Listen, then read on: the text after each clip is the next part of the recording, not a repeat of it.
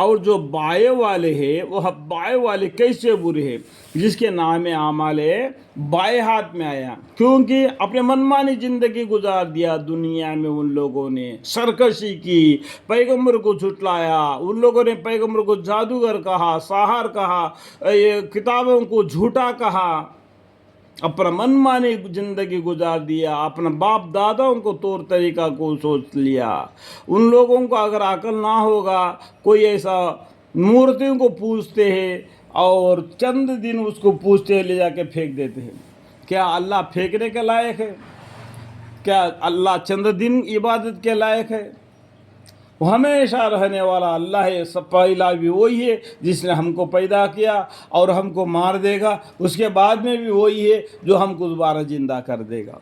چند دن کے لیے اللہ نہیں آتا ہے، چند دن کے لیے عبادت کرے، اس کو پھینکا نہیں جاتا ہے۔ سمجھ لو، تھوڑا سے عقل لگاؤ، سمجھنے کی بات ہے، تھوڑی سی سمجھنے کی بات ہے۔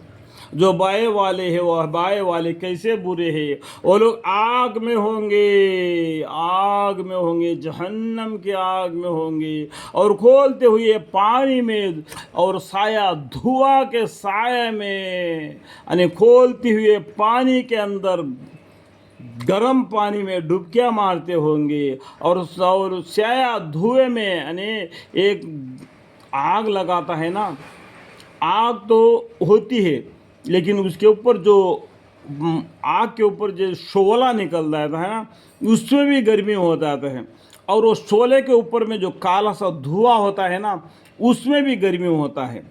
سمجھ گیا؟ آگ کا گرمی کس طریقے سے ہوتا ہے؟ 3 طریقے سے ہو جاتا ہے۔ ایک تو آگ جو جلی ہوئی، اس کے اوپر جو آگ کا بھوارا نکلتا ہے، وہ اس کی گرمی، اور فوارے وہ آگ کے اوپر کے فوارے کے اوپر میں جو دھواں نکلتا ہے، اس کی گرمی۔ تو وہ ایسا دھوئے کے سائے میں جو گرم کالا سا دھواں ہے، اس کے سائے میں جو نہ ٹھنڈا ہوگا نہ فراحت بخش ہوگا، نہ وہ کوئی ٹھنڈا بھی نہیں ہوگا اور تم کو آرام بھی نہیں ملے گا، ایسا ان کو جہنم کی آگ میں ان کو رہنا ہوگا۔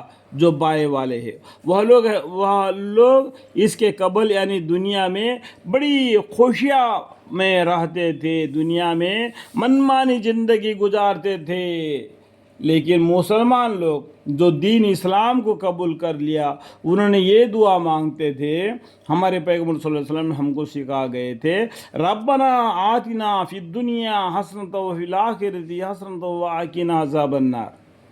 لیکن یہ لوگ، یا اللہ ہم کو جو کچھ دینا ہے دنیا میں دے دے، تو آخرت میں ان کو کوئی حصہ نہیں۔ وہ لوگ اس کے قبل یعنی دنیا میں بڑی خوشحالی میں رہتے تھے، اور یہ بڑی بھاری گناہ یعنی شرک و کفر، دیکھو بڑا گناہ کون سا ہے؟ شرک کرنا اور کفر کرنا، یہ بڑے گناہ ہے۔ اللہم اغفر لی، اللہم اغفر لی، اللہم اغفر لی۔ پر اصرار کیا کرتے تھے،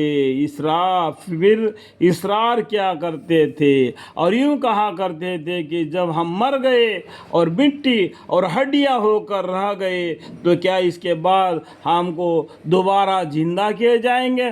اس طریقے سے اللہ کے بارے میں شک میں ہے۔ اللہ تعالیٰ کون ہے؟ ان اللہ علی کل شیء قدیر، جس نے ان سب کو پیدا کیا، کیا ان کو دوبارہ نہیں پیدا کر سکتا؟ جو اصل میں کچھ بھی نہیں تھا تم، اللہ تعالیٰ نے مٹی سے تم کو انسان بنا دیا، پھر کوئی نطفہ سے تم کو انسان بنا دیا، تم کو بننے کے بعد دنیا میں لے گا، انا خلقناکم وفیہا نعیدکم ومنہا نخرجکم تارۃ اخری۔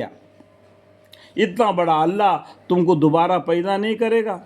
بلا هو الخلاق العلیم، انما امرہ اذا اراد شیئا ان یقول له کن فیکن، فسبحان الذی بیدہ ملکوت کل شیء والیہ ترجعون۔ اور یوں کہا کرتے تھے کہ جب ہم مر گئے اور مٹی اور ہڈیاں ہو کر رہ گئے تو کیا اس کے بعد ہم دوبارہ زندہ کیے جائیں گے؟ اور کیا ہمارے اگلے باپ دادا بھی زندہ کیے جائیں گے؟ کیوں نہیں زندہ کیے جائیں گے؟ تمہارا انگلیوں کی جو ہاتھ کے اوپر اپنا ہاتھ کو چوڑا کر کے دیکھو، جس کے اوپر لکیریں لکھی ہوئی ہے، وہ لکیریں بھی رہیں گے، جو تمہارے مرنے کے بعد میں زمین تمہارا جسم کو کھا جاتی ہے، اس کے بعد میں اللہ تعالیٰ تم کو زندہ کر دیتا ہے. تمہارا ہاتھ کو اگر چوڑا کر کے دیکھو گے دنیا میں تو لکیریں کیسا دکھائی دے رہے، اسی طریقے تمہارے ہاتھوں کے لکیریں تک بنا دے گا. اتنا بنانے والا اللہ ہے، اس ذات ہے، اس کے اوپر اتنا شک نہیں کرنا چاہیے. اور کیا ہمارے اگلے باپ دادا بھی زندہ کیے جائیں گے؟ کیوں نہیں زندہ کیے جائیں گے؟ سبھی زندہ کیے جائیں گے. آدم علیہ السلام سے لے کے آخری آدمی جو دنیا میں پیدا ہوا سبھی زندہ کیے جائیں گے. آپ کہہ دیجئے کہ آپ کا دیکھو، آپ کا معنی کیا ہے؟ ہمارے محمد مصطفیٰ صلی اللہ علیہ وسلم